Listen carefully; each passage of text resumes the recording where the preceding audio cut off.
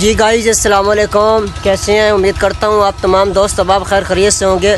Guys अभी हम यहाँ आए हैं, एक यानी स्विमिंग पूल है, तो मैं आपको दिखाता हूँ। हम नहाने के लिए आए हैं। बहुत ज़्यादा गर्मी आई, इतनी ज़्यादा गर्मी है यकीन कर बाहर निकलने को दिल नहीं कर रहा। तो मैंने कहा चलो यार स्विमिंग पूल पे जाकर नहाते हैं। यार ठंडा पानी होता है, माशाल्लाह बहुत अच्छा माहौल होता है। ये देखें, ये स्विमिंग पूल है अल बरकत वाटर पार्क, आप देख सकते हैं। हम आने वाले लोगों को खुश आमदीद कहते हैं। तो आप देख सकते हैं, ये है वो वाटर पंप।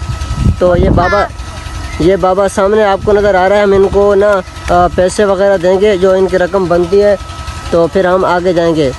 तो अभी हम एक दोस्त हमारा पीछे से आ रहा है, हम उनके इंतज़ार में खड़े हैं, वो आ जाए तो फिर हम आगे जाएंगे, आपको माहौल मुकम्मल दिखाएंगे। अगर आप हमारे फेसबुक पेज पे नए हैं तो हमें फॉलो ज़रूर करना।